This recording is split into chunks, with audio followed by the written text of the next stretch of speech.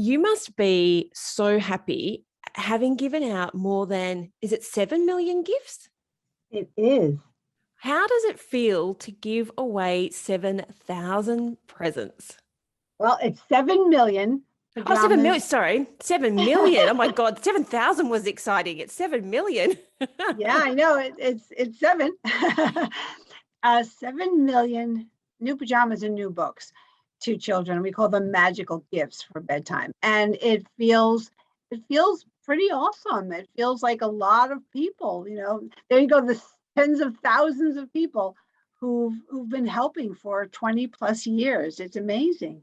How did you end up doing this? I was set on climbing the corporate ladder. I was going to be that woman who broke the glass ceiling in New York City, in the world of entertainment, living the life and, single, no time for anything but the love of my work. And I did that for 12 years. And I thought that was success. And, when I got there, wherever there was, that would be everything to me. And one day, alone in my apartment, I heard a voice, and it came from inside me somewhere. And I heard clearly the question, if this is the next 30 years of your life, is this enough? And I can't tell you how that rocked me. And I just was floored by that question that came, I thought, from nowhere. How old were But you? I was 30, almost 38. 38, and you had the life that you'd set out to lead. I did. I did. And this was just out of the blue. And, thinking back now, all these years later, maybe that was a voice that was trying to get out. And because of the craziness of my life, never sitting still, it didn't have a chance. And, my parents, a very traditional family, my father off the boat, they'd always expected me, firstborn of four of their children, to get married and have children, follow a traditional family life. And I didn't. And when I heard that question in me, I stopped and I thought maybe they were right, that there was something in having a family, having children that I really missed. And that began a search. Isn't it funny that when we stop to just pause in whatever way, shape, or form that comes to us, and I think a lot of people have had this with the last 18 months, things have changed. And so they've had to stop and actually look at what is their life made up of. And some people are really happy with the answers and some people aren't. And so what did you do? All of a sudden it's like, is this it? Is this, I've got pretty much everything I wanted to have, but I feel really empty. It was, and I immediately thought children. I didn't have children, and I thought, how can I bring children into my life? And I remembered seeing a news program on children who were harmed by people who were supposed to take care of them, and the police and social worker take these children to emergency shelters. And I had those recollections of days ago, and I thought, oh, where do they bring these children? And I called police stations, and I found out that there were city-run shelters where they bring them. And along the way, I found out that there were private shelters and some anonymous, but there were more than a few children in my area who were brought to emergency shelters on a daily basis. And I started to think, oh my goodness, and I was told they sleep there until they find, appropriate care in the short term. And I thought, well, I have nights free. Maybe I can go and read stories to them at night. And that's what I did. How confronting was it? Because obviously you were quite well set up at this point in life. How confronting was it to turn up to one of those shelters and start reading a book to a child who literally has nothing? I was just so, and I am embarrassed that I had no idea that there was this world of children who didn't have the basic bedtime. And I was sitting there in my pantsuit at the beginning on the floor because there weren't many chairs. You know, it was a safe place, but it wasn't a home. And I sat in my pantsuit on the floor, and the children came in, and in about 15 minutes, I felt so grounded and so connected to them. Now, mind you, they didn't say much. Some of them have been crying, as you can imagine. Yeah. They were wearing clothes that were too small, and some too big, and some were soiled. And it was just surreal. I was out of body, but I felt so grounded for the first time in years. And so how did you decide the pajamas were the thing? Well, I read the stories, and it's all in my book, that aha moment. And it happened when I saw where they were going to sleep. I followed one night, and the loving staff were great, but the room was just as bare as where I read to them.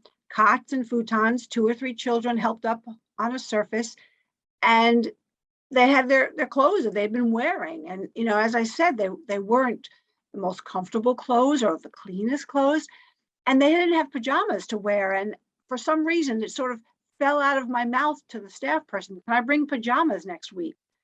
And she said, sure, that'd be lovely. And I did all week. I could think of nothing but pajamas, and how many, and the sizes, and the patterns that would make them feel, you know, happy and comforted. And I gave them out after I read a story or two, and quietly the children took them, except one little girl. She was so afraid. She just kept shaking her head. No, no, no. I tried and tried, but she didn't want to go to the room without the pajamas. So she watched me. She still wouldn't take them every time I tried, but she watched me. And when it was just her and her staff person, the rest of the children had gone in, had taken their pajamas, I tried one last time. And she whispered to me in that solitude of just her and me and the staff person, what are pajamas? That's She what was I said. embarrassed. She didn't know what they were. She Yeah. didn't even know. And she just asked as if she were asking, you know, what's a two-headed elephant doing in the room? She had no clue. And I had to keep it together, because I couldn't believe she asked me that. And I couldn't believe I had to tell a little girl what pajamas were. Okay, I'm being a realist here. And the first thing I think of is, what if you didn't have enough? How did you Well, choose who yes, got the pajamas? I was so obsessed. There was no way I wouldn't have enough. There was no way. I mean, I was Santa Claus 10 times over. I dragged bags and bags because of that exact fear. When I had that thought to ask about pajamas, I never knew in that moment I'd be sitting here talking to you. I never knew in that moment that little girl was going to ask me that question, but I knew I couldn't show up and leave someone out. I would be exactly the same. I would be it's like food. When you come to my house, there always has to be way too much food. I can't. And I think maybe that is coming from a really poor background, is you don't want anybody to have to miss out. When you've missed out a lot in life, you don't want anybody else to miss out. So I can understand buying bags and bags of pajamas. So how did that lead you to where you are now, Jen? You have this amazing book. I can see it behind you, Purpose, Passion, and Pajamas. And you are so far away from the marketing career that you once started out with. Tell us what's happened since then. Sure. Well, the marketing career actually helped, it seemed, because I knew that story of that little girl was so deeply embedded in me that whenever I would tell it as if it happened a moment ago. And that's the best marketing. If you had to pay $1 million, I think that's what the best marketer would tell you. Speak from your heart. And I always tried to do that, even in my work. And it came so easily because that story is so simple, but everybody seemed to relate to it. It seemed like I was channeling that little girl, because it still upsets me. I'm sorry, you could hear it in my voice. It still upsets me, first, that I had no clue, and I had to learn in this way about these children and such a simple bedtime ritual and pair of pajamas. that means more than the material. It means comfort and safety and love and security. And when I saw how they were going to sleep, those visions of my mom putting us to sleep in our beds, I understand that it's not the pajamas. It's everything that putting on the pajamas represents. And that story time, the bonding, and all of that was missing for these children. And it just made me upset and just heartbroken. So by telling that story, I think was the way that people felt they could join in. It's a simple thing. It's a pair of pajamas. It's a storybook, both brand new, because these children don't get anything brand new. Yeah. And what more do you have to say to somebody who cares about children, who wants to know how to help, who wants to know more? That's all you have to say. And that seemed to spread that simple message. Yes. And it's not an expensive gift either, is it? Like I imagine you can probably get a book and pajamas over in the US for less than $20 retail. So Absolutely. people, it's not that you have to give, half of your salary away to make a difference. We're talking about a really small thing that can change. I suspect it can change a whole child's life when they have those feelings that you were just talking about, the safety and the security and the comfort. Well, I had to believe that even if I didn't hand, or any of us didn't hand a child the pajamas and books, that when they arrived to the orphanages, to the shelters, to the group homes, to the places where these children were, I would bank on the fact that they knew somehow that invisible tie from one of us to them that gave them love and comfort to believe somebody cared about them, and just to go to sleep comfortable and warm. I had to believe, or I don't think I could have continued. I had to believe it made a difference. And through the years, I have met so many people who, one man, the first time, I would think so often, am I really making a difference? Am I really going anywhere with this? Is there really more than just something that makes me feel good? Can I make a difference? And one man called and asked me a whole bunch of questions and scared me. I didn't know why he was asking me what I was doing and why I was doing it. And then he apologized because he knew he was scaring me. And he said, I was one of those children living in an orphanage. And I can tell you, bedtime is the worst time. I cried asking, where's my mommy? He said, and I'm telling you, they feel the love. They feel you connected to them. And that just did wonders for my sleeping. I literally for a few days. I have goosebumps down my arm as you're saying that. And I think I know that you teach people leadership now, but to me, that is the thing that quite often I see recurring with business owners at any level is the people who listen to this podcast started a business for a reason, whether it was to change the world in their own little way, or they saw a niche and they wanted to help people. At the end of the day, they wanted to help people.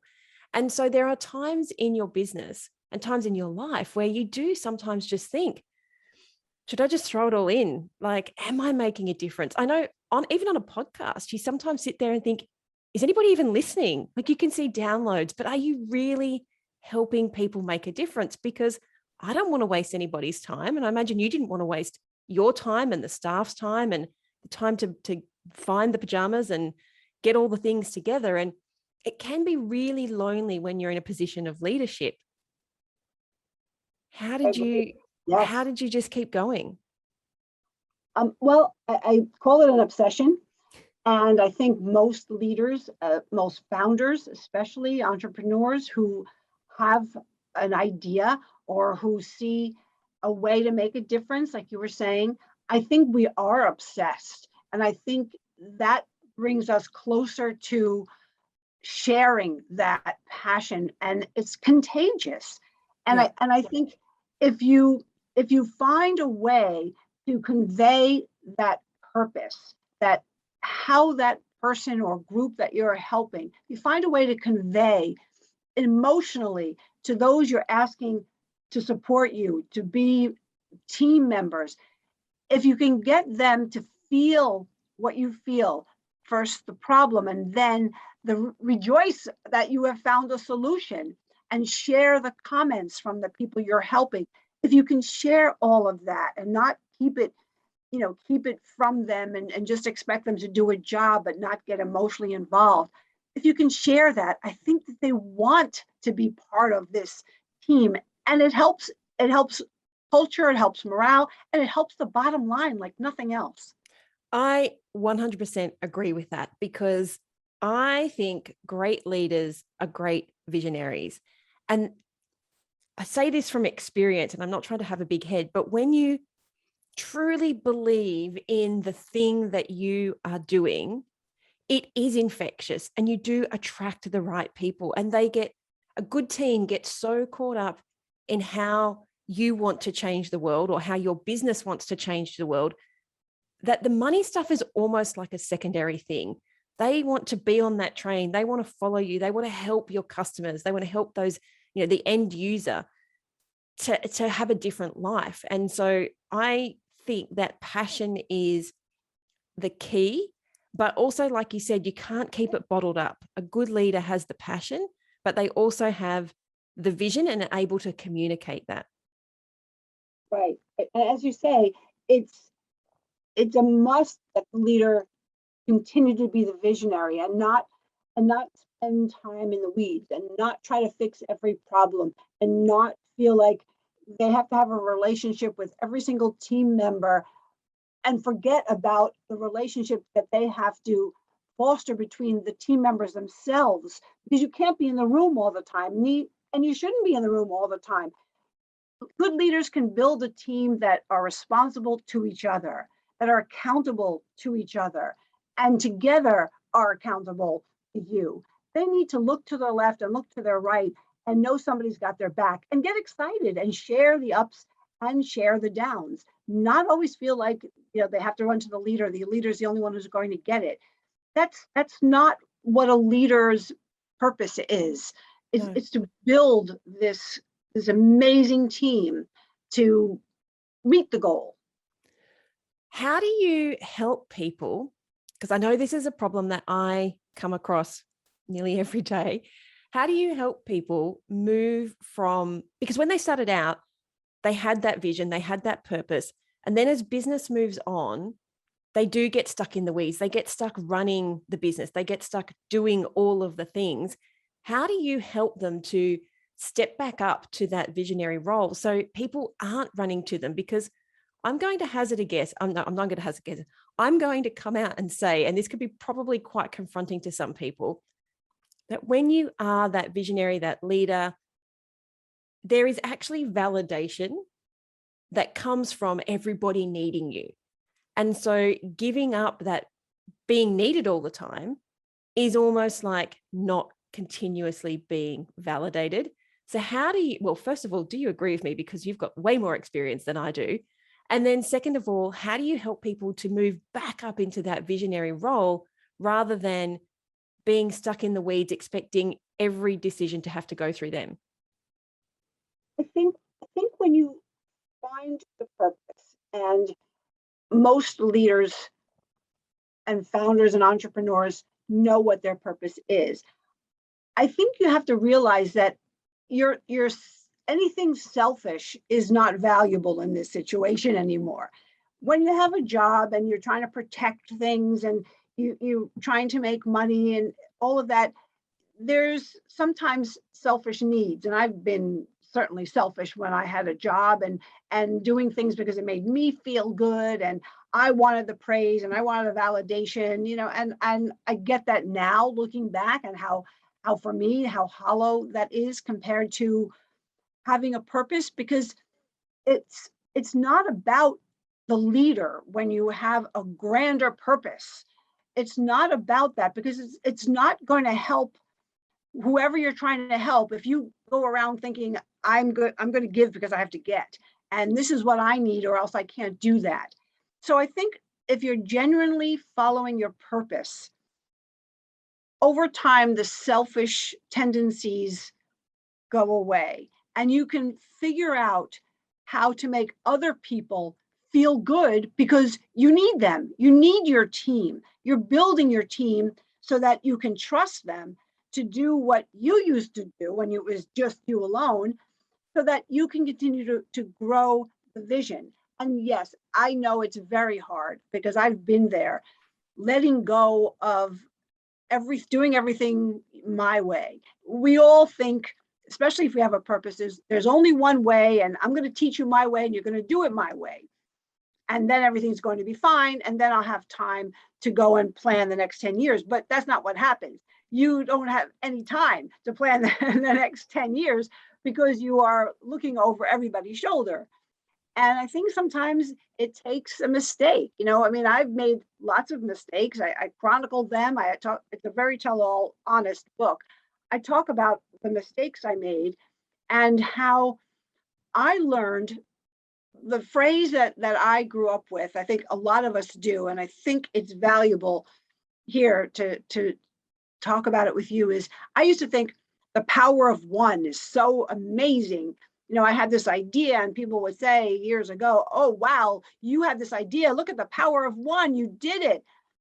I learned over 20 years, and so many people, both on my team and supporters and strangers, it's not the power of one that changes things. No. It's the power of one another that moves mountains and moves people.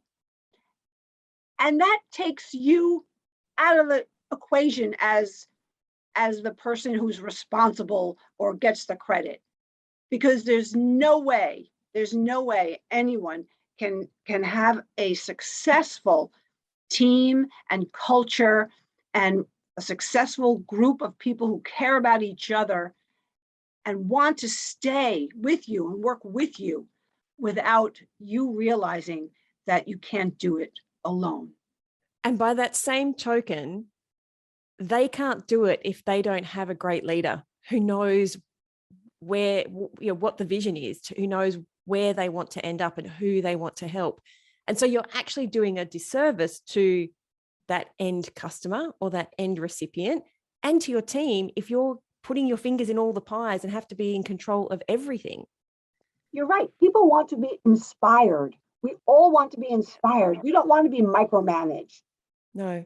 And also, I have found pretty much every single time that I have given people more responsibility, and sometimes it can seem a bit harsh. I mean, we had this just this week with one of our team members. It was like pushing him out of the nest and learning how to fly. It's like, you can do this. I'm not here for you. It's your project now. And he was very, very, sort of scared. But days later, he's like, oh, I'm so glad that you did that, because I proved to myself that I did it. But, just the happiness and the empowerment, and I know that word is way overused, but the happiness and the empowerment and the confidence and the strength that come with being a good leader changes the whole, like you said earlier, the whole culture. And if you have people who are empowered, then you get to move that vision forward faster and probably with greater impact.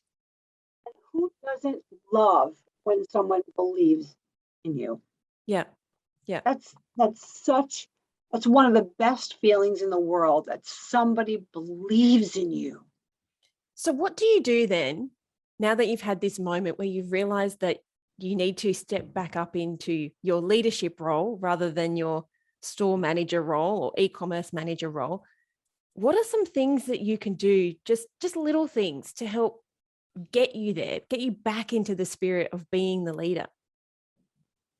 Well, it's an exciting time. If you've come to the point that you have a team, that is responsible to each other and to you, respectful of each other and to you, and accountable, and feeling invested, and that you've spent one-on-one time really understanding how invested they are and what's motivating them to help you reach the bottom line. If you have that team that's in a really good place, then it's so exciting, I feel for a leader to have that time now to go and look at a blank piece of paper and say, where do we want to go? Where we want to be in 10 years? And how can I make this so exciting and go back to the team and show them this, because they're going to rally and be excited. And I think a glass of wine and a big poster board and markers, and just put that vision board together of the next 10 years and the next, and the exciting opportunities, and just be free with it, because don't have that burden of micromanaging and worrying and thinking about what everybody's doing. They can't wait for this new plan. It's almost like, don't worry about the how. And it's funny because we did this just a little bit, I don't know, few months ago, 4 months ago, where I realized we'd kind of hit quite a few of the goals that I'd put in place. And my creative director, Elizabeth, said to me, you need to be thinking of some new stuff. And she asked me some really hard questions, but it was amazing. And she's like, just say whatever comes out. We've been friends for over a decade. Just say whatever comes out. Don't worry about how. And it was like a bit of reverse what I do with my clients. And I said to her, I want to help 50,000 people in the next 5 years. And I was like, I got to work out how many that is. And she's like, no, don't worry. Just say it. And I said, I'm so passionate about working with people who are independent businesses, sub $10 million in revenue. Like, I love scaling businesses. And I want to create the first state of the market report for that group of people. And then the first thing you think of is, oh my God, how? But it's amazing. Since I have put those goals in place, there are a few others as well. Opportunities have just appeared, because you get so excited and you tell people, I want to help 50,000 people in the next 5 years. They go, oh, how can I help? Or how are you going to do that? And even if you say, I don't know just yet, I've had people say, could we partner to do some training for these people? Or they just appear. It's amazing. So let me just take you back to, you said, if you've got the team that works really well together, what if you don't have the team that works really well together? Or maybe you are still just working by yourself with some contractors or some casual team members. What do you do then?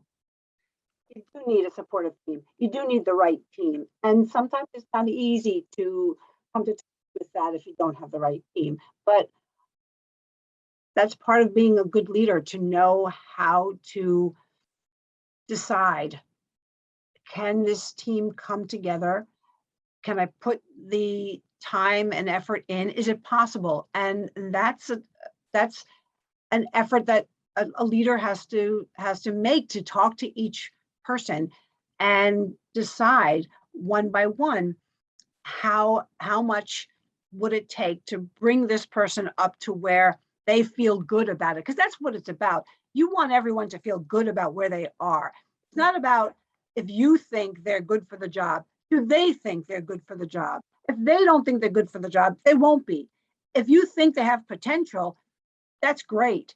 But if they don't feel it, or they don't particularly like it, then it's not going to happen for you. So it's a very honest time. It can be difficult.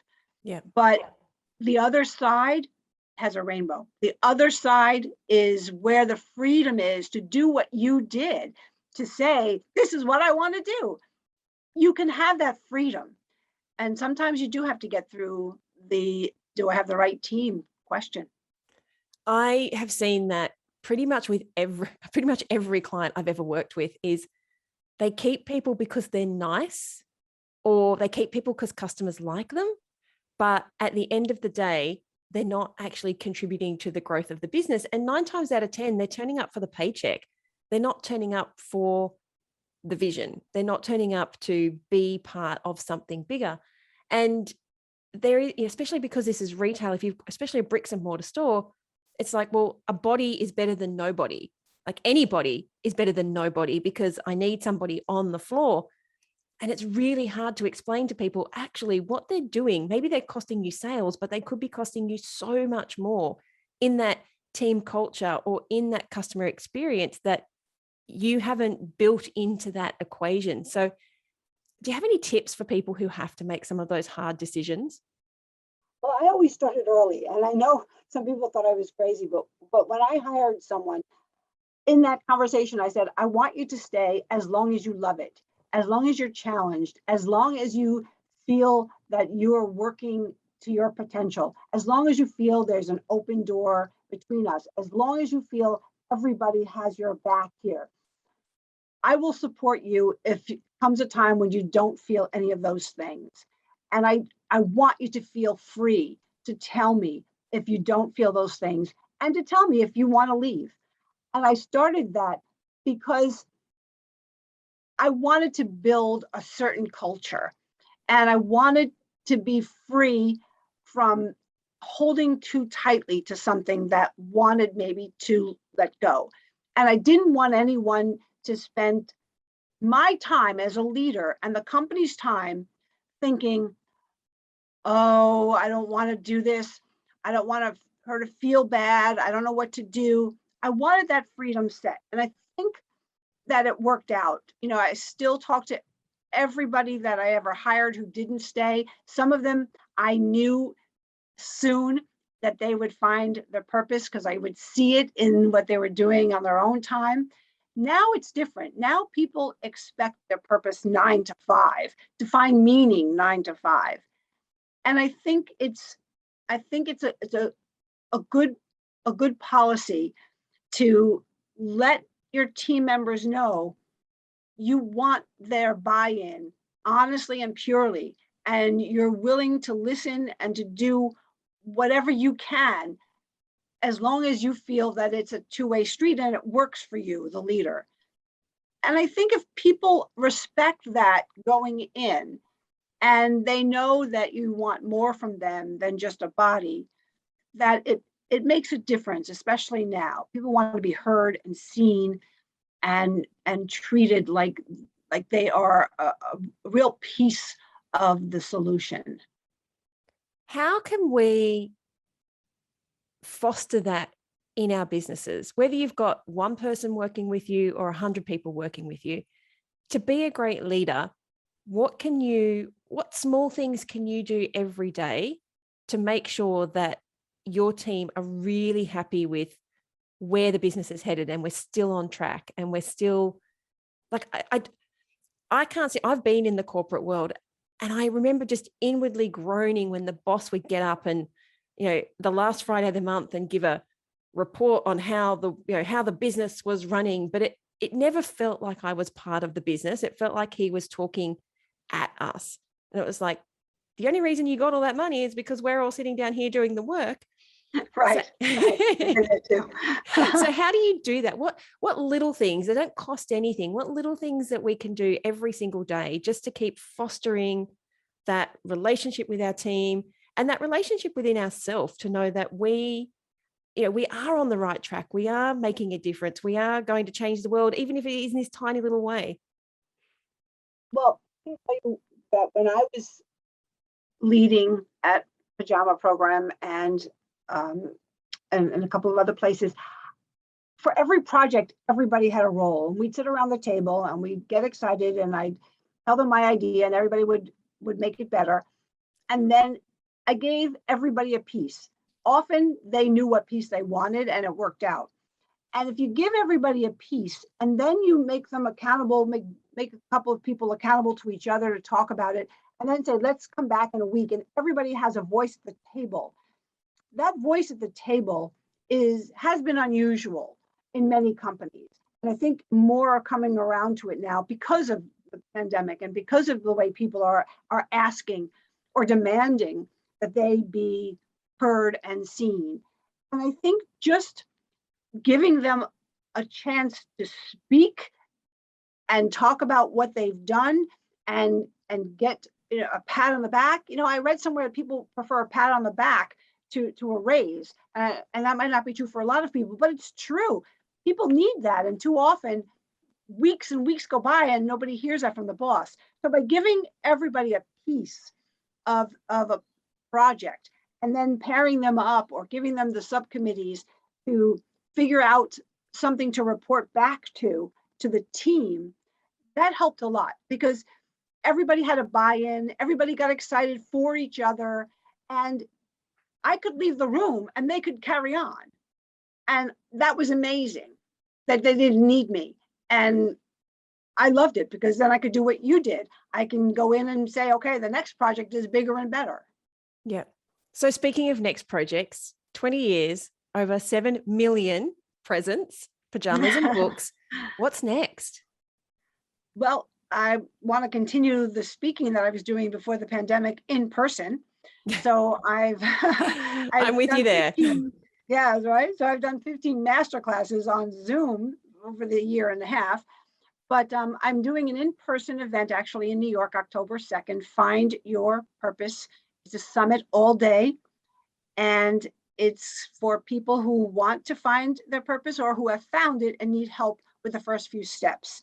And it's a day full of inspiration and practical expert workshops and all kinds of mentors available to talk to each of our participants about their specific projects, and everything from finance to marketing to branding to how do I tell my family to how do I jump to is it a slide or a jump. So it's practical and it's inspiring, and I feel like I want to give that back. So many people have inspired me that all those times I was asked, how can I do it? How can I find my purpose? I want to focus on that now and see if I can be on the side of people finding purpose and meaning 9 to 5. Okay, so let's just check in here. The Pajama Project still runs, doesn't it? Yes, Pajama program runs with an executive director. Yes, I went to our board a few years ago and said, I want to do my speaking on a larger scale on purpose, finding your purpose and how it changes everything. I want to write my book and I want to do these conferences and summits to help people. So can we hire an executive director instead of me? And we did. And she's great. And she's the day-to-day putting everything together and growing Pajama program. And I am doing this creative work that I so missed. And I feel like what we said, I have some freedom to do all that and not be day-to-day at my desk, you're doing things that took me away from the original reason I started Pajama program. And I think people forget that. I'm looking at you. If you're watching the YouTube video, you so lit up when you were talking about that. And this is what happens when you step up into that role, when you stop doing all the things, when you get out of the weeds, you're not doing the things that drain you. You get to do the things that, like your face just then, it was glowing. And how exciting is it to get up every day and change the world and do things you really enjoy doing? So congratulations. But if you're listening, know that it can happen. Know that you can get your business to a point where it can still carry on being amazing and changing people's lives, but you don't have to be there every single day. Congratulations. Well, hopefully I'll be out there in person soon, and there'll be so many people who, will feel some support now with a room full of those of us who say, we've been there, we know you, and we're here. And if people are listening and they either want to help out and be part of the Pajama Project or to come to your purpose workshop, where can they find more information? For me, they can find it at my website, GenevievePiturro.com. Okay, we'll pop that in the link because I can never spell Genevieve. Okay. I know. We'll pop that into the show notes. I have a friend called Genevieve and I just have to call Jen because I can never type it correctly. Okay, I'm writing it down. GenevievePiturro.com. And they can find my email. They can, did I spell it right? I spell my name wrong all the time. It's all right. I've got it here on this piece of paper. I will make sure we'll get it right. I did it right. Yep. So that's where my summit is, my book is, my work, my master classes, my speaking, all that. And Pajama program is pajamaprogram.org. Fantastic. And can people donate? Can they help out with the Pajama program? Yes. We have 63 chapters around the US, one near you, and you can go to chapters on the About page and you just type in where you're from and you'll be connected to chapter president. And you can do drives, everything stays local, you can see what's going on. And Jamie and the team have got a great year planned. So so check it out. Oh, congratulations. And again, and thank you so much for all of your hard work. I have been this is it's 7 o'clock in the morning, and this is like the best start to my day hearing stories like that. So thank you for very selfish, making my day feel so much better. Thank you so much. Oh, thank you. And I love your stories too. It's great, everything you've done.